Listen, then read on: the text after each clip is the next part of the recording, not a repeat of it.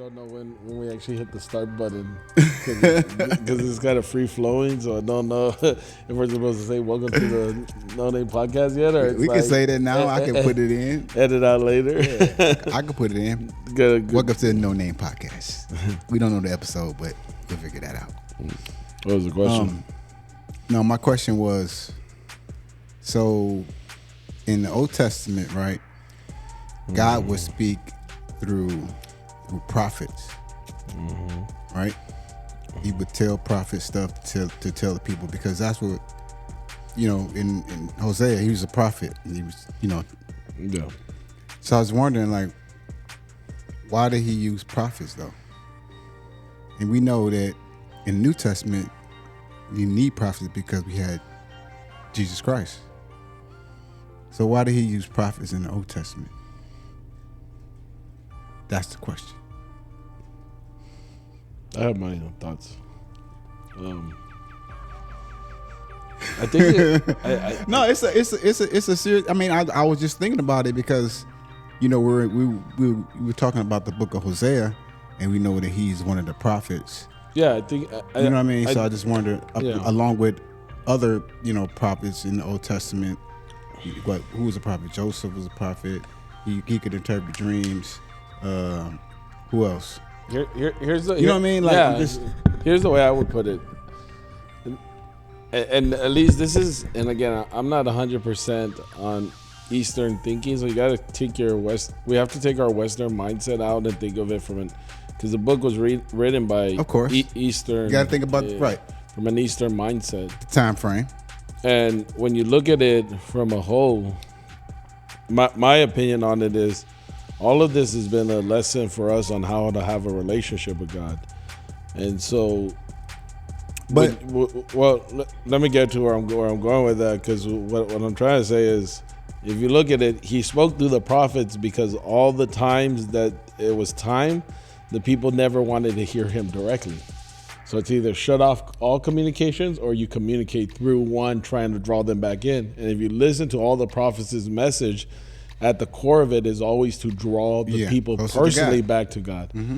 But what they missed the lesson so much is they drew themselves closer to the prophets, so the prophets could talk to God for Samuel. He was a prophet. Because remember, what's interesting, even with Samuel's a prophet, a seer, and things like that.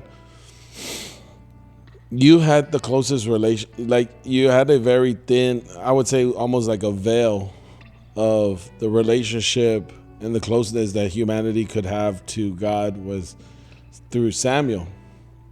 And then because they didn't want a prophet no more, they asked for a king. So they actually took a step in the wrong direction. Mm-hmm. Right? But God knew all of this. And that's the whole thing. Like, if you look at it, Moses, and there's and again, Bible scholars will have a better explanation of the difference between priests and prophets. But to me, Moses and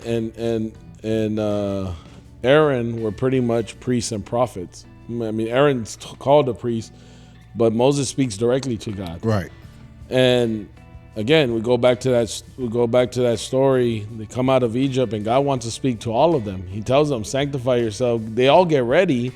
But then when the time's ready for them to come, almost like going to the story of the 10 virgins, they're all prepared, but when the time's ready, they don't go, or their oil's out, or whatever five ran out of oil. But for them, the time comes, and he calls them, and they're like, "No, we're not going. We'll die.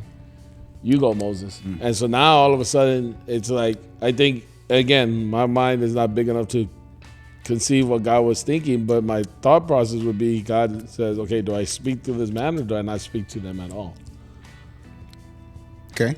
And so if he speaks to them, now but again, the messaging is still the same. Like, really, the prophets and all them, the good prophets, was always trying to draw the people back to God, directly to God. Mm-hmm. They were not trying to funnel them through them. They were always trying to connect them directly to God. It was the people, us as human beings, who are afraid to go directly to God. I mean, that's the same concept for today. I mean, most of us are afraid to go directly to God. That's why we like to go ask our pastors to make decisions for us. That's why we like, as much as most people don't want to admit it, they like rules in church. It's easier for them to know they need to bring their Bible. It's easier for them to think they have to pray 10 minutes a day and read a chapter from Psalms and the New Testament, the Old Testament a day. Right. Because those are easy concepts for us to do. It's harder concept to go to God and say, what do you really want from me? Mm-hmm.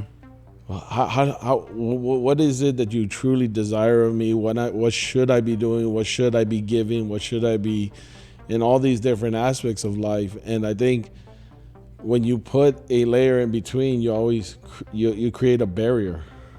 And so I think that's, and I don't think God was the one that put the barrier there. That was humanity. We put it. Yeah. You know, because again, and I was reading Genesis, and I was reading Genesis for a different reason, but I went back to Genesis chapter 2. And as I was reading it, and then I was reading the fall of man. Chapter 3. If you read it, in the beginning, God tells them, if you eat of the tree of the knowledge of good and evil, you'll surely die. They ate of it, they didn't die. And when he goes, and instead of God knows they ate it. Mm-hmm. He's all knowing. He knows they ate it. Yeah, of course. He knows where they're hiding. But he doesn't strike them dead. What does he do? He's calling for them. He's searching for them. And instead of them just coming out, they hid. And I think, again, I can't say what God would have done if things were differently, but what if they had just come straight out and said, you know what, we really screwed up here. Right? Because remember, here's the lesson of accountability and ownership and asking for forgiveness and redemption. It's not just about asking for forgiveness. It's about owning your faults and what you did. Mm-hmm. Adam wasn't ready to own his fault because the first thing he came and said, well, the woman you gave me. Yeah, he started the blame game immediately. You know, so you create this barrier, and then God begins to see this is why Adam and Eve are not ready for this closeness of a relationship. So they still don't understand certain concepts of it, but he didn't give up on them. And so though he removed them from the Garden of Eden. If you think about it, that's honestly, that's like almost the whole story of the Bible. I mean, especially the Old Testament. But that's what I mean. You know what I mean? It's like that's exactly it. It's like the people of Israel, they mess up, you know, just they reject God. Then God had to remind them, give them a spanking, and then they come back to God. Yeah. And then what do? They mess up again, and then they go away from God. And then God had to spank them again, and then they come back to him. It's just like you know what I mean? It's just, it just happens. But what's interesting about it is, and I guess I'll say it a little bit differently. I don't really think he even spanks them. He allows them to be what they want. Oh to yeah, be. no, definitely, right. So a lot of times they looked at it as God's punishment, but God was just more of, if you don't want me involved, I won't be involved. Oh yeah, definitely. If you don't, you know, for sure. It was kind of interesting. Like when you go back and you read the stories in Exodus, right? When they complained about the manna, he was like, all right, I don't need to give you manna if you don't want manna. Right? You guys said you guys were brought to a desert where you can't grow food and all this. You're willing to go back. I'm happy to step back. It's almost like if your kids are hungry and all you can afford is sandwiches, and so you're giving them a sandwich, and at some point they're like, I'm tired of sandwiches. It's not like you go and say, okay, well, I'm going to go buy you some burgers. No. It's like, tough luck. This is what you go get. Because that's all you can afford. Right. And so it's the same thing with God. Not that that's all you can afford, but the whole point of it, again, it was making him more reliant and dependent on who he was. And I think that's the whole concept of the Bible when you look at it, you know, because one of the interesting things, and I don't know why we went, I know the question you were asking, but go forward to the New Testament, and after even in Jesus's, I guess, preachings, conversations, or whatever you want to call it, but to me what really stands out is when you go to his resurrection and when he appears to several people. One of them is on the road of Emmaus, I think it's called. He basically he tells them everything that the prophets and the I don't know. I feel like there's another word, prophet, and something else that had spoken in the Old Testament, and he reveals it all about who he is in Christ. So, if the prophets are revealing who is Jesus, and most of us will jump to the scriptures that the Isaiah 53, the Psalms of David that talk about the nailing on the cross and things of that sort. But he said all the prophets. So if you go back to, okay, what are all the prophets doing and why is that echoing who Jesus is? It's because all the prophets are talking about a reconciliation with God. At the core of it, they're all calling humanity back, and Jesus was in essence the whole piece of that.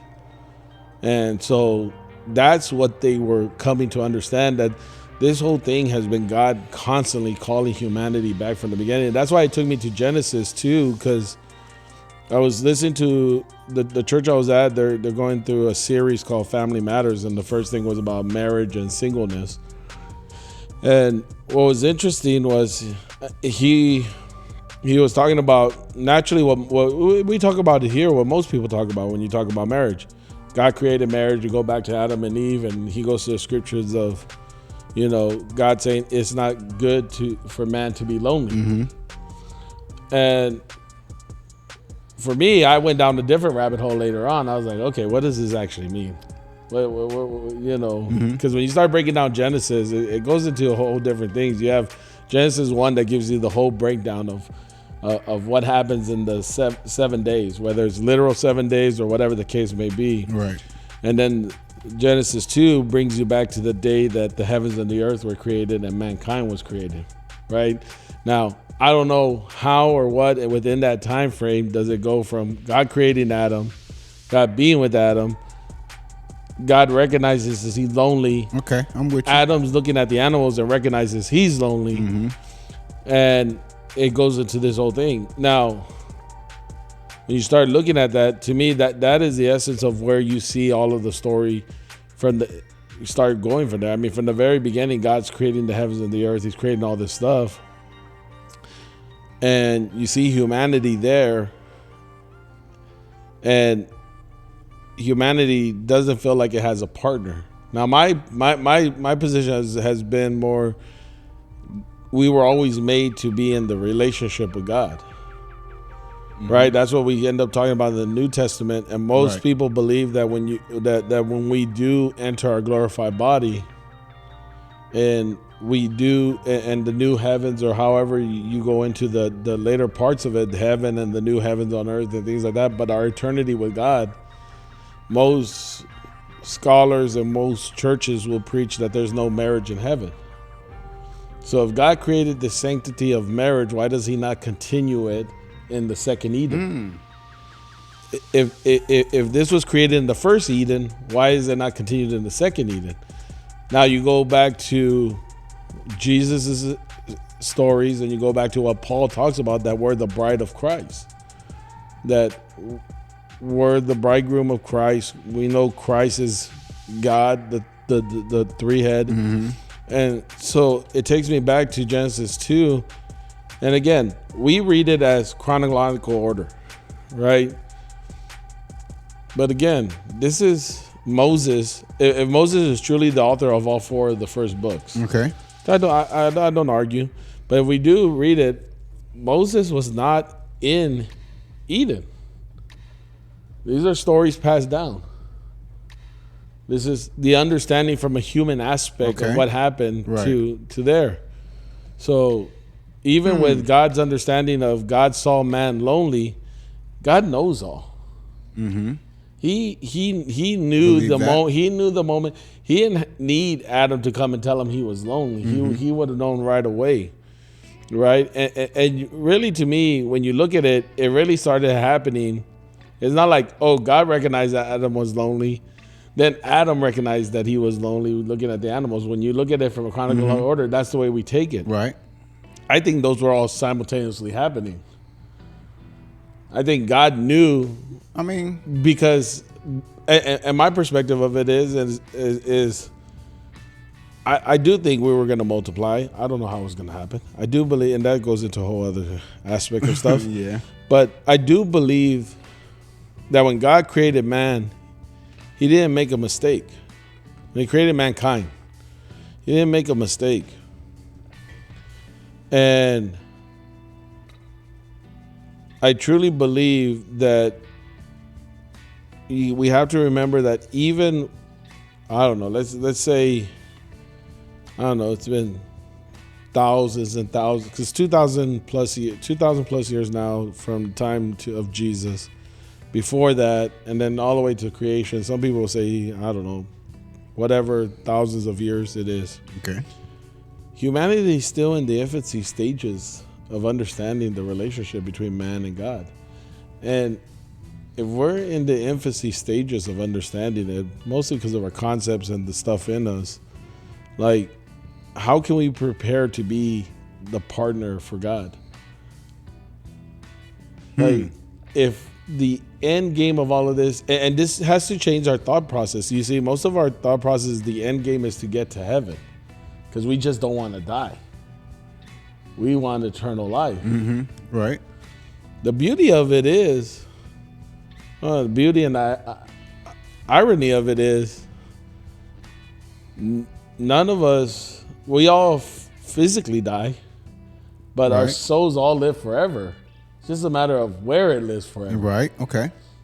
And I think if you take, and I do believe in the concept of heaven and hell, so don't come at me with I do believe, that it, as the Bible describes hell, but I think the bigger part of what the Bible describes hell and heaven is the presence of God and the absence of the presence of God. Separation from God.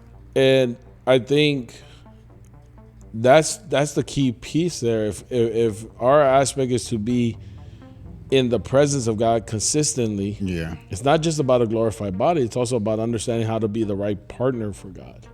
And that's what this is all about, is learning how to love God, learning how much he loves us, so that we could actually enter into that eternal marriage with God, or Christ, so that we can be the right partner.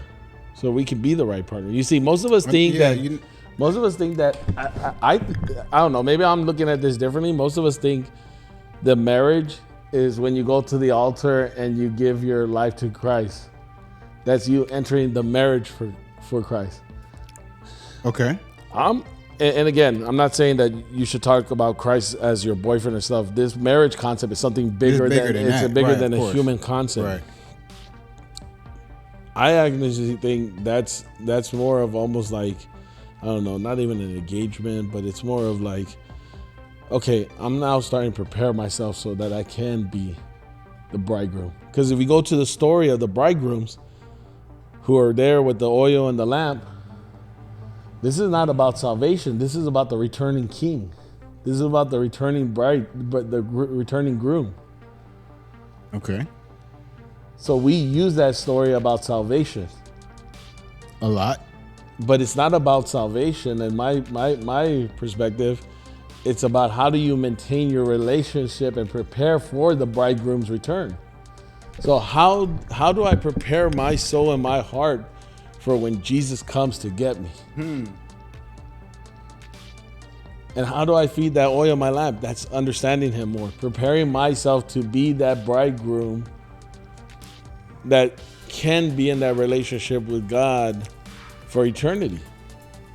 Yeah. And eternity is a long time. It's a long time. It's forever. I mean, but and just thinking about eternity, like I don't think our minds could even comprehend what eternity is, because we have a concept of time.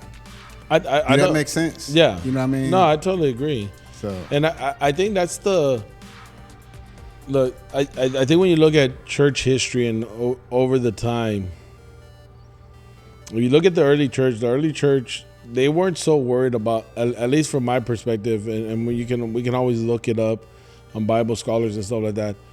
Their concept of heaven and hell wasn't the main focus. Their more thought process was about, having that relationship with God. Because remember, these are early Jews. Yeah. And if you listen to the Jews rarely talked about heaven or hell. They don't really get into that concept too much. You'll hear Shiloh and you'll hear a couple other terms thrown around, but you don't really hear about heaven and hell a lot in those concepts. You hear more about the separation from God and the relationship with God. That's why, like, the Jewish absent of the Messiah, they're still searching for a Messiah, and it's not to save them from heaven or hell.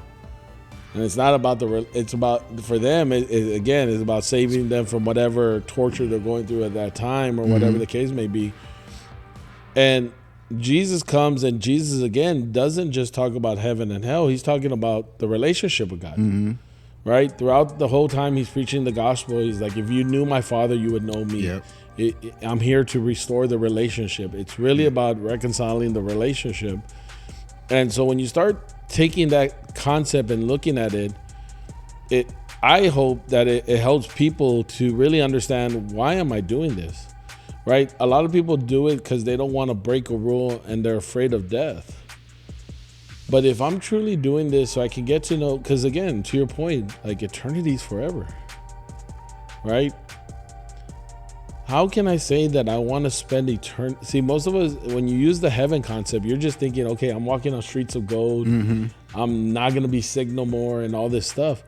Glorified body, right? But even go back and read Revelations and all this stuff. Heaven is not just about us. It's about the relationship with God. And how can I say that I want to spend an eternity with someone that I don't even know?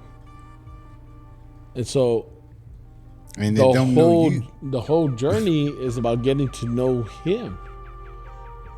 And as you get to know him, you have the desire to want to be with him. And that's why you read in Paul's letters where Paul desired to leave this earth as quickly as he could, because he got to know the true God through his time in Damascus and the 3 years and the stuff that he got to know God. Because if you talk to Saul the Pharisee had a desire to know God, but it was by his rules. And it was just about, again, he couldn't understand it, that the moment that he sees who Jesus truly is, and Jesus starts ministering to him and getting to understand the concepts and getting to know who he is, now all of a sudden the man that he's persecuting, who represents the Godhead, who now represents the 3-in-1, he wants to spend a lifetime with, and he even says, I'm ready to go. Like, he wants to go. Yeah, he had a better understanding. And so I think that's kind of the thing. So I know we went in a full round circle, but I think that's why you have the prophets there. Because again, one of the greatest concepts, and we can fall back to the Old Testament in these parts of these things, is Jesus really wanted us to connect one-on-one with God. Just like God always wanted us to connect one-on-one with him. Because if his concept, I don't know, I'm just thinking out loud here, but if his concept was for us to always connect through people, through other people, then I don't think he would have created one man and one woman. He would have created a huge amount of people and then say, this is the special ones. These are the ones you talk to. But instead, from what we believe, he created one man and one woman that all generations would come out of, so that all of them could have that connection with God. Because the one thing that we have from Adam and Eve in that connection is that they were formed by his hand. They were life. Adam had life breath into him by God, a connection that all humanity has because of the relationship we have with Adam. And that one-on-one relationship that he had with Adam, I believe that's the one-on-one relationship he wants with all of us. And so I think we created the prophets because we pushed them. We pushed for prophets. It's interesting. Who's the actual first prophet? I don't know. Maybe Abraham? Could be. But God was speaking to all of them way before then. Maybe, I don't know. I mean, he spoke to Adam first, but Adam was in the presence of him. And so that's, I don't know if you could. And that's what I mean. If you could correlate to that as him being a prophet, because you know what I mean. Like I don't. Well, check this out. This is the way I would say it. The only reason I'm saying that is because, to your point, it's our definition of what a prophet is, right? And if you go do it, I'm sure there's a Bible scholar that's going to tell us this person was the first one. But to your point, the Bible only gives us certain concepts and certain viewpoint. Right. We got to remember, this is not the full history of the world. This is This is God's love story to us. I mean, of course. I mean, look, I'm pretty sure there's a lot of stories that happen on this planet in biblical times where God was involved that's probably not recorded. Yeah. You know what I mean? So well, even in the New Testament, right? We hear, who is it? I think Luke or John says, if I recorded all the things Jesus did in his 3 years of history, there wouldn't be a book big enough. Yeah. But the reason I say that is because, so for the Garden of Eden, we go where? To Noah, right? And I think from Noah, you go to the Tower of Babel. Okay. Right? I think I'm getting it right. Or is it Tower? Yeah. No, that's right. Right? Into the point of Noah, you don't hear a dispute of multiple gods. Right. You just hear a loss of connection with God. Yeah. So that means someone was passing this along. Now, Adam lived almost 900 years. There's overlap on this. You see, sometimes we're thinking about, people died at their 60s, 90 years old. No, Adam's 90 years old. Someone passed this concept, right? So if Adam was that connected with God, 900 years, bro. And Eve was that connected with God because they walked with him. Yeah. They're passing these stories along. Someone passed enough that the grandson, the great-great-grandson, I don't know how many generations, I think about 3 or 4 generations down, you have Enoch, who understood the relationship so close to God that God took him. Right? It says he knew no death. God took him. Right. Someone passed along that thing. And showed them how to have a relationship with God. Right now, I don't know. And I don't know if God walked physically with him. I don't think so. I think coming out of the Garden of Eden, I think there was a little bit of a veil there. Yeah. So, but you all right over there? Oh yeah, I'm listening. But imagine, I mean, he's hearing firsthand knowledge from probably Adam of how God walked with them. Because God did restore his relationship with Adam when he did the sacrifice and the shedding of blood of animal. I think the only thing, he took him out of the Garden of Eve. Garden of Eden? But I don't think the relationship was. I don't think. It wasn't probably the same like it was in the garden, but they knew they had done wrong. Well, so God closed them and God shed blood. Well, but then gave them what was going to happen in life. But here's the piece that I would, I guess, go into a little bit more detail on, or maybe the thought process for me is a little bit different. The relationship wasn't the same. I think the relationship overall was the same, but here's at least the innocentness of humanity had been lost. Yeah. And in that, okay, so here's the reason I say that. We cannot see God physically. No. But Adam walked with God physically. Right, yeah. So what I'm saying is something changes coming out of there. Even though there's a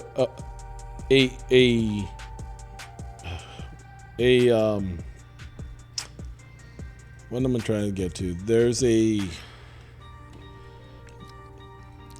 justification of not justification, but so if you go to the cross, right, there's the death and the resurrection.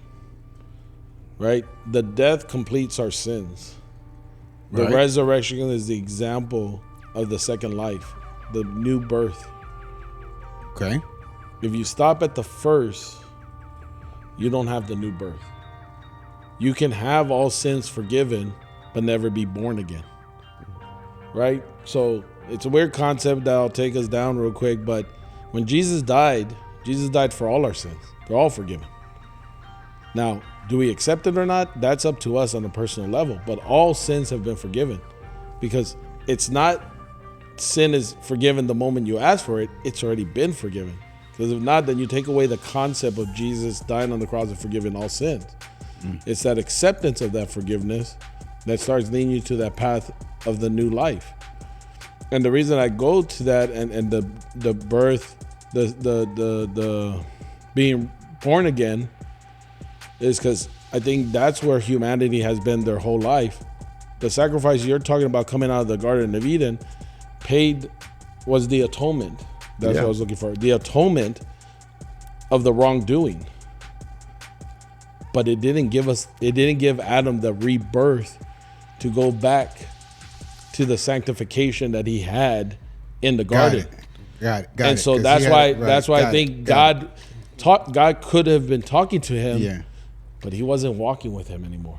He wasn't physically walking with him. He was with him always. I mean, now it's like us. We walk with God, but we can't see God. Yeah, but I think that's where. But Adam, I think, happened the same thing. He couldn't see God no more because if he would have seen God, he would have died. But God is. But you're talking about coming out of the Garden of Eden. Yeah, after. Yeah. So he would. But that's why I think Adam he would talk to God, and God would talk back to him. But I think that's. I think that's. But that's the harder. So here's the thing that I would say. I think Adam and Eve had it the hardest out of all human beings because they had something that we never had and lost it. It's like a blind person. A blind person. Well, it's hard for them, but if they were always blind, they really don't know what they lost. Right. Where a person who had sight for a long time and then becomes blind knows what they lost. Got it.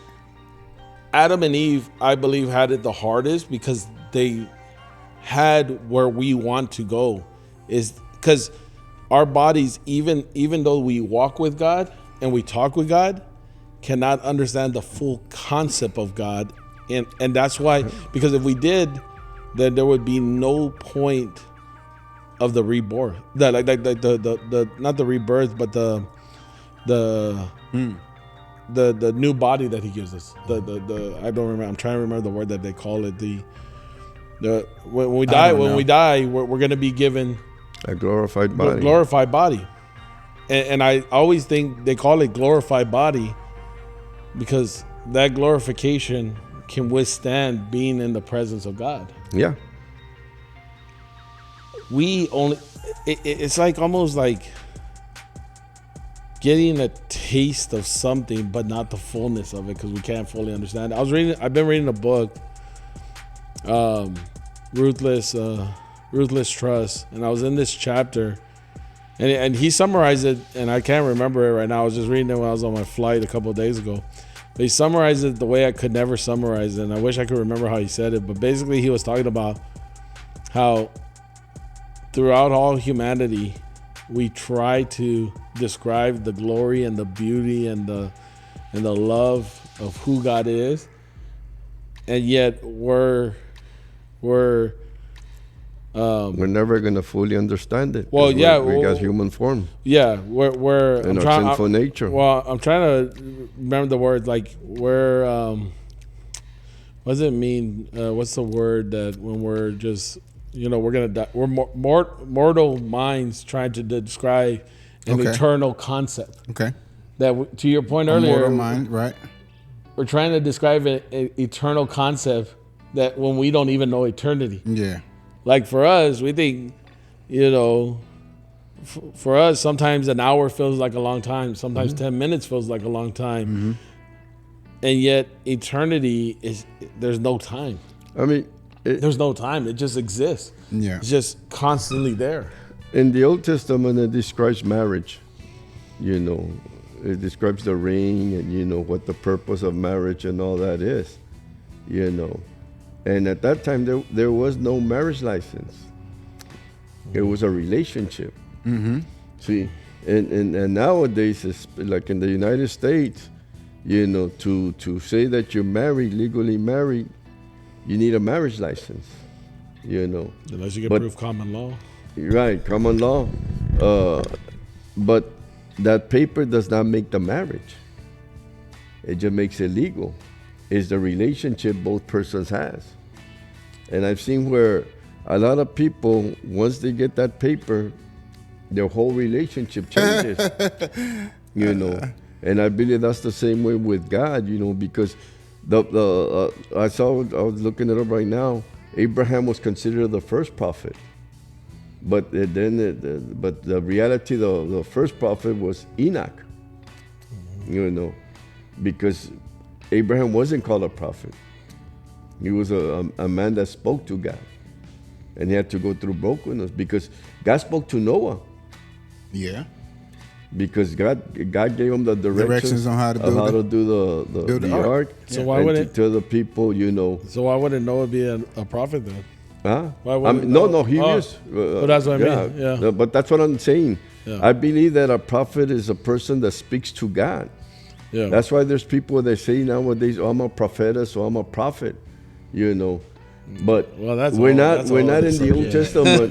No, That's but up for we're not in debate. the Old Yeah. Testament No, I know. where they need it. I know. Because when Jesus died, that gave us the right for all of us to speak. But even the Old Testament, God was trying to give them the right to speak. Okay. I'm glad you said that Directly to because God. I'm glad You you know. said that because Yeah. I was gonna Because- say they no, had the same you know. same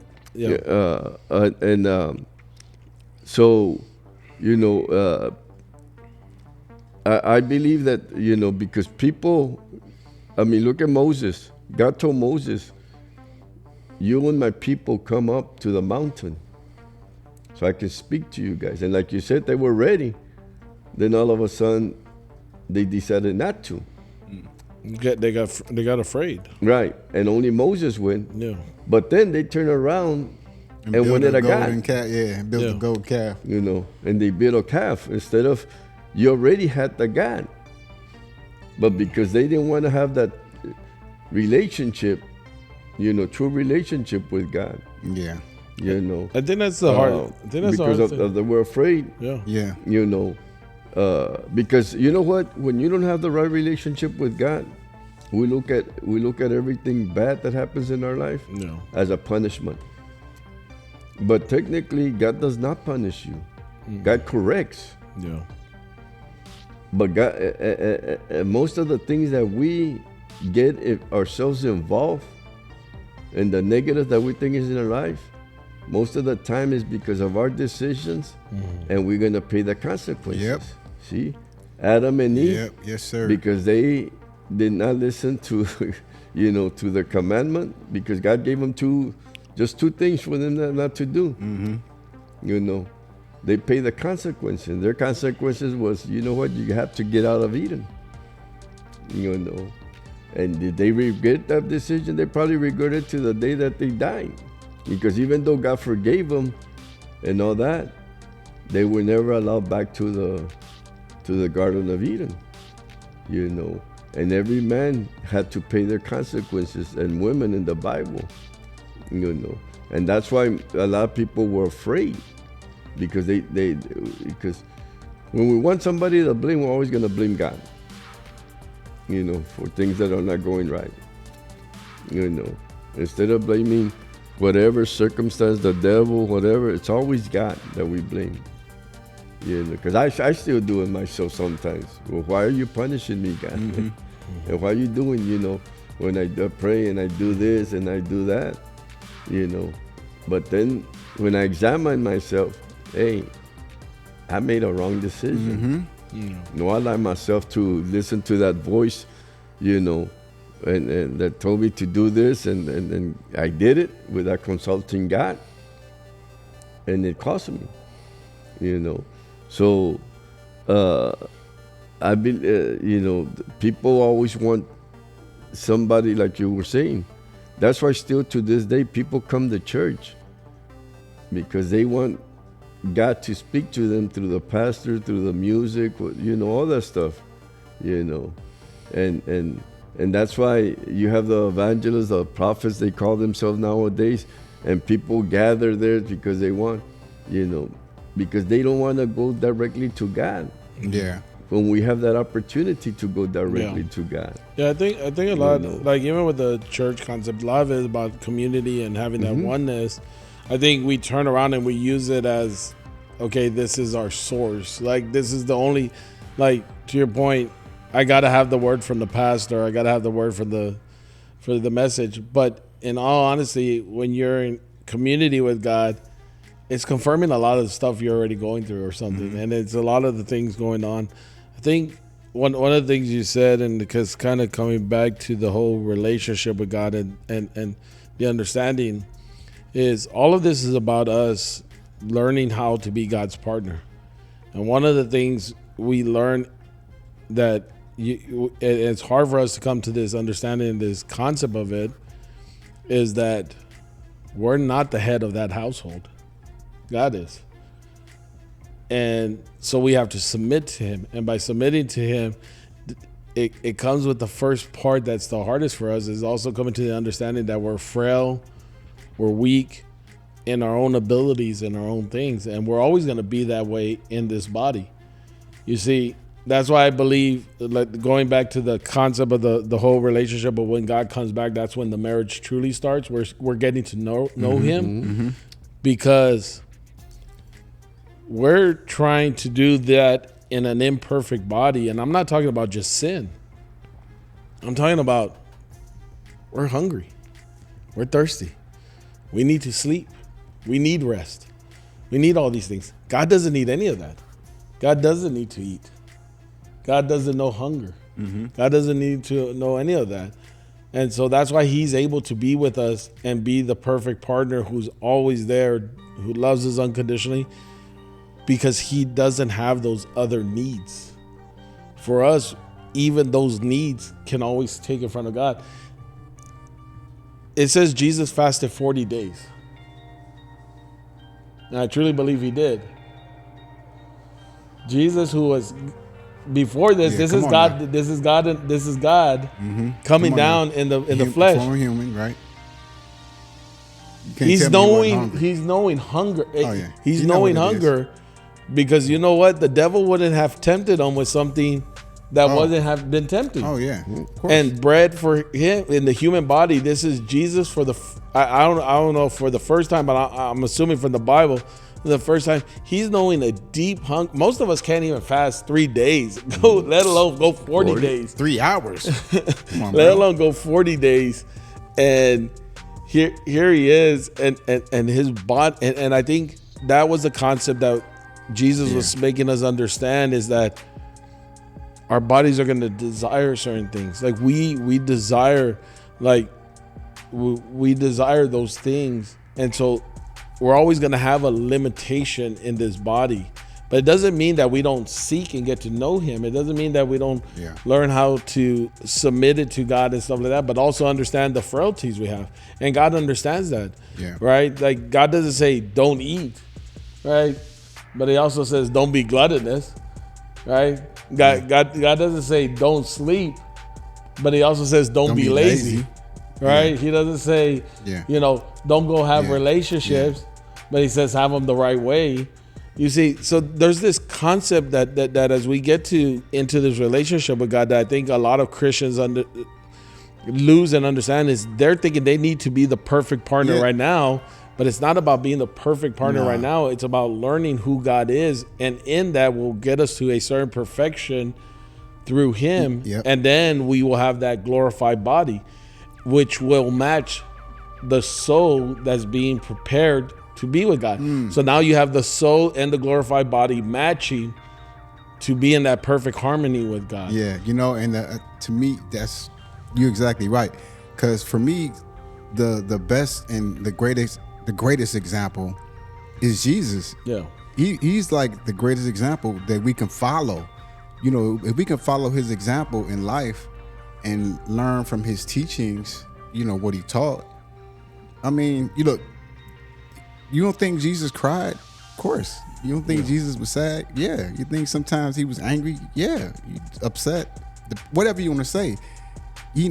Jesus came in a human form so that he could relate to us, but also to show us, like, hey, look, this is how we can live your life. Well, you know what I mean? Exactly. So, and I think that's where the forgiveness and grace for ourselves also has to come in. And it's interesting. It goes back to something you said a few podcasts before. I don't remember if it was the last one or a few podcasts before. But, and I'll use it to tie it in and twist it a bit. But that your greatest strength is your stubbornness. I think when you aim the stubbornness in the right way, it is, because you have to be stubborn about the relationship you're chasing with God. Yeah, of course. Yeah. Because there's going to be times that you, Of course. here's the reason I say that, because most Christians, the moment they fail, they're not stubborn to keep chasing them. They're like, I'm not good enough, so I'm going to stop trying. Because I made this mistake. Because I fell back to a habit. Because I cussed, or you can't do that. I had this slip up. I had this, and they instead of saying, "Man, I screwed up. Let me come out of the bushes. Let me go to God and say, look, I screwed up, but I'm stubbornly gonna keep coming to you, even with all my screw ups and everything. I'm gonna keep coming to you with all of it, and I'm gonna keep seeking you." They'd rather go and say, you know what, this is too hard. So I'd rather act like he doesn't exist, or I'd rather act like it doesn't happen and just do what I want. Yeah, hold on, wait. Something that you always say: don't crawl into the fetal position. But it depends on what fetal position. Because I remember you said, don't go into a fetal position. And you know what? That's the problem with a lot of Christians sometimes, is that we after we screw up one time, is that we just wanted to be like, oh, poor me, you know. When my dad said that, I thought that was a fault of mine. But now, as time went by, it was something that helped me in my Christian life, in the ministry. It's a fault in certain areas. But look, Jesus told remember there were people that came and said, but Lord, we know you know that. You know, and he said, no. You said, Lord, Lord, but you don't know me. So, you know, you're not going to enter heaven. It wasn't, he didn't tell us, because you were smoking, or you were drinking, or you were checking up, or you were doing this. He said, you are not entering because you do not know me. You got to keep after him. And the only way you can know something is through a relationship with God. That's it. You know, and that's the hardest thing people are struggling, because look, before people get married, before that piece of paper makes them legal, most couples don't have problems.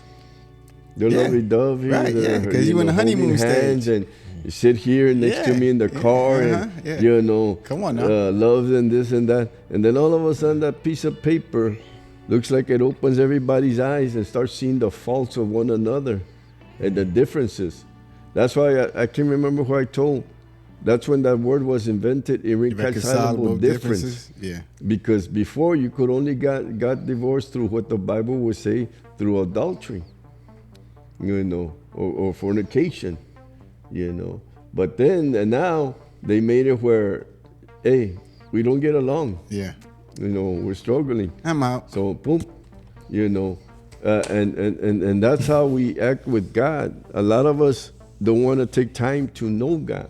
You know, and then they want to come to church and know God right in 30 minutes or 45 minutes. Look, you know, and what happens when you don't have a relationship, you're gonna live a life of obligations. And that's where miserable. You start living that life where the Bible says I can't do this. The Bible says I can't do that. You know, the Bible has too many rules, you know. But if you love something, you don't mind following whatever you got to follow. You know, and like I tell people, I can do whatever I want. I choose not to do it. You know, you might not have the same convictions as I do, but this is what I choose. I choose not. I don't want to do this. I don't want to do that. And it can be because of my background or whatever, but I choose. Not that I can't. I choose not to, you know. And you know, and one thing we try to teach people is to have a relationship with God. That's why people like to feel good. That's why they made the calf, because they wanted to feel good. They Right. wanted a party. Right. You know, they wanted a, you know, and all this and that, you know. But when they were walking and God was feeding them the manna and then giving them the fire to guide them, they could not see that was God. Yeah. They were seeing God in action. His love for them, you know. And they always wanted to go back to Egypt, you know. Yeah. See, the thing to me, the issue with, you know, most people who come to church and go to churches is that they don't really see that. I always like to use the illustration of, like, because I take supplemental vitamins, Yeah. right? I like to use that illustration that, you know, coming to church, even Bible studies, that's just a supplement, you know, to your Christian walk. You know, you should be trying to seek God daily. Some days you might not, but I mean, you get up and you still attempt, you still try, you know what I mean? You still keep going, you know, and understand that, you know what, just coming to church on one day is not going to sustain you through a whole week. No. You know what I mean? It's just not. No. And that's and again, it's not just in our church, it's in all churches. Yeah. You know, I'm just generalizing. You know, so I think if people could get an understanding and the concept of you know, yeah. of trying to walk a life of Christ. Right. And that's why You know? Paul too called us soldiers. You know, that we were soldiers for the Lord. Because the other thing, you know, a soldier, they just don't give him a gun and say, okay, here.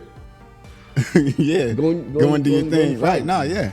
He has to go through training. Yeah. He has to know what he's Of course. you know, the enemy, the weapons that he's gonna use, Yeah. and all this, and you know, so you know, sometimes, especially when we're in the ministry and all that, we're in battle. Oh, You yeah. can come- Constantly. Come at 9:30 and say, okay, now we're gonna pray because you know what, the battle's gonna start. Hey. It the started devil when you probably- woke up. The devil probably hit you before you even gonna start that. You know, you're supposed to already be prepared. Yeah.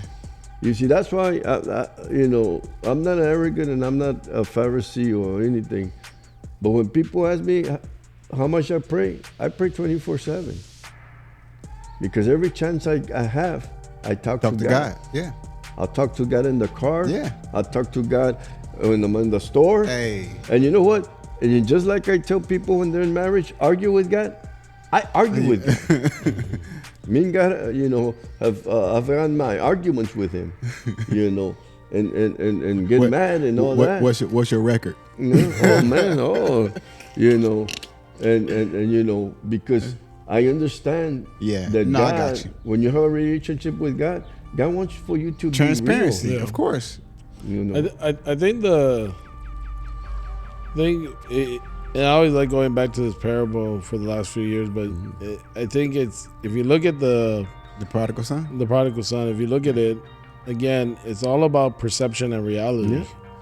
Like, he had a perception of his father, and that's why he, like, when you read the story, it's short and it's not that long, but you got to really understand what Jesus is talking about when he's telling this parable. And it took the son to go all the way into the worst part of his life to come back to his father, but it was even at that point coming back and just wanting to be a servant. But if you read the small portion of the father, which is actually the key figure in all of this story, is he's always been there waiting. He didn't start waiting one day. It's not like he got a notice his son's coming in a week. Right. He's always been From the there. moment he left. He's always been there waiting. And his response was always going to be the same. Whether he came back with his inheritance, whether he came back with nothing, whatever the case may be, his response was going to be the same. And I think because of that, again, if you go from Old Testament to New Testament to now, is the same perception that you have with humanity. A lot of us, we look at God and we're coming and we're just saying, okay, just give us the bare minimum. You know, just heal me of this one habit. Just do this or that or whatever. And so we come to him on a Sunday or a Wednesday and we just do that, but then we go away instead of understanding that he's actually inviting us into the house. He's trying to build a relationship with us. He's trying to restore us and those pieces of it. And so when that happens, you start creating, you want something in the middle there, right? When you're afraid to go and face up, you want some bushes there. Mm-hmm. You want a curtain separating you from the holies of holies, or you want a person to speak on your behalf instead of going directly. And that's not what God wants. God wants us to come to him with all our stuff and come to him directly and let him speak to us directly. Going back to Abraham, he's considered the first prophet. Okay. But before Abraham came to have a real close relationship to God, there was a time when there was a famine, and him and his wife were going to go to the city. And when they were going, he told his wife, "Wait a minute. Oh, yeah. Don't say that you're my wife. Yeah, say you're my sister. Because you're very beautiful, and they're going to kill me. So let's go down and tell them that you're my sister." And when they're there, they tell them the story, you know. And the king of that country had to rebuke Abraham with the word of God. He said, "You want your God to kill me, to destroy me? Why are you lying? Yeah, right. You shouldn't be lying." Yeah. No. You see, did Abraham have a broken, his relationship wasn't, for him to think like that? See, because we're all going to have those moments where we don't, we think we're right with God, we're doing, but there's, circumstances, life can happen so fast that, our relationship is not that tight with God, Yeah. And we don't notice it until, like Abraham did. And here's Because then you come to the point where God tells Abraham, "I want you to sacrifice your son." Abraham didn't even question it. Abraham took the son and everything. And when the son figured out what was going on, what did Abraham tell him? God will provide, son. Yeah, God will provide a son. And when he got up there, you don't think Abraham was looking all around to see where all the stuff was and nothing happened? And he had to put his son on the altar. Yeah, of course. And he didn't go, "Okay, let me see." Yeah, No, the he Bible drew it says back. that Yeah, he he trusts yeah. that the angel of the Lord had to come and stop his hand and tell him, "Abraham, no, and sometimes, that happens. We're all gonna go through that, broken, or it's just like any relationship. Yeah, I think going back to where we started with the original about the prophets and stuff. I mean, you have to look at the concept and the understanding that God's always been speaking to humanity from the moment he created to the end. And here's where, we can start closing out with this, but here's the interesting part. We talked about the 4 books of the Bible, right? And we got into that, and we talked about Genesis, we talked about Abraham, and Abraham becomes a big center point in Genesis. Majority of Genesis is about Abraham. Yeah. Right? And then you have this portion of Enoch who walked with God and took him, and it's such a little portion. Even Adam, who walked with God, is a little portion of it because we only know. My assumption is, again, there's a lot of oral of course, history, but there was only so much of it. Yeah. But here's the interesting part, and Bible scholars will debate where it falls into. But if you read the story of Job, Job is the oldest book in the Bible. That they found. Come on. And if you most think that it's pre-Abraham, right? Because he's performing priestly duties. You don't hear him refer to it as the God of Abraham, Isaac, and Jacob, which became the saying after them. So it had to be pre that time frame. You don't hear of a prophet coming and talking to him. You don't hear of a priest coming and performing the sacrifice. He performed the sacrifice. He ministered to his family, and he did all these different things. And you hear of a relationship that he has with God that is so close that is tested. Correct. So, again, you don't hear a prophet came and talked to him. You just hear of someone who's living on the earth, which we don't know at what time frame, but potentially could have been somewhere between Adam and somewhere between Abraham. So it could have been pre-flood, post-flood. Post-flood, right? No one knows. But you know that he has this relationship with God, this concept of a monotheism, of one God, and a relationship with him that matches what will become afterwards, even with Abraham, Jacob, and Isaac. And so the whole point of that is that you can see that there at times was no need for a prophet. You see, the need for a prophet was because we stopped seeking God. So God spoke through one to call us back. But when we're seeking him, there's no need for prophets. Right? And I'm not saying nothing bad about the prophets, but when you see the prophets were raised because the people had lost sight of God. A king lost sight of God. The people lost sight of God. And so these prophets were raised to bring them back, to remind them, because they forgot to go seek God. But you don't see that with Job. Job's seeking God. And even his friends, who sometimes are led the wrong way, somehow have a concept and a relationship with God enough that they think they can judge Job. So it's not like they send a prophet or anything. So you have this. It was just three friends. Yeah. So you have this concept Arabic, or what they call it, certain thing, pre-Abraham. You have this concept there. And the reason I say that is because, again, it's the whole thing about the relationship with God, right? God, in all honesty, this is my opinion, and people could think otherwise. If you study the Jewish history and everything, is like God created the priests to the Levites, and he gave them no land because he knew that the people were going to become so busy that they needed someone to remind them that they needed to see God. God created the Sabbath because he knew humanity would become so busy that we needed a reminder to stop and seek him and get to know him and have that time with him. You know, and you see this consistently. But in the all honesty, that if we learn that, if all of humanity, which it probably never will happen, but if all of humanity ever learned that, there would be no need for churches. There would be no need for pastors. There would be no need for prophets. There would be no need for any of these things, because you would have a whole world that's connected with God, and in essence connected with themselves, with each other. Like, if we're truly connected with the one source of all things, who desires and does not need anything, then humanity would be connected with each other. But because we're imperfect, and again, that's one of the things. Like, even in our roles as pastors, I'm not a prophet. My role as a pastor is to help people connect to God. In essence, also connect with us and have fellowship and stuff like that. But it's not about connecting to God through me. It's about leading people to directly connect with God. Yourself. Right? And sometimes it's leading them to water, to the point where they finally start going to the water by themselves. But if every time I'm having to lead you to water, then you're never connecting directly to God.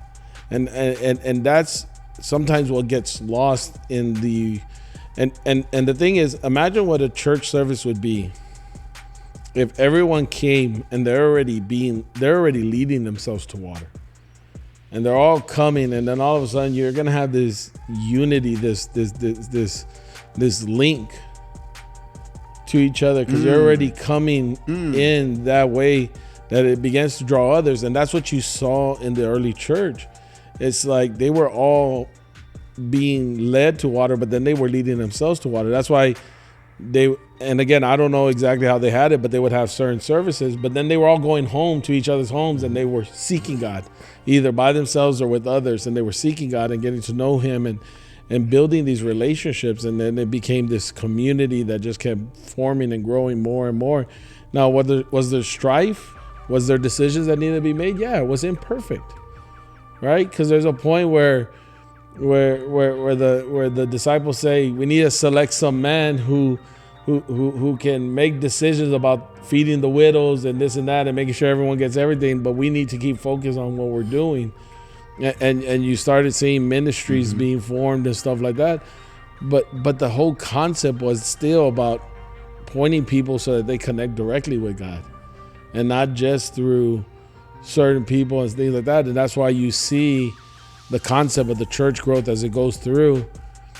The apostles weren't the only ones leading churches. They would grow the church, someone would step up, and then they move on to the next piece.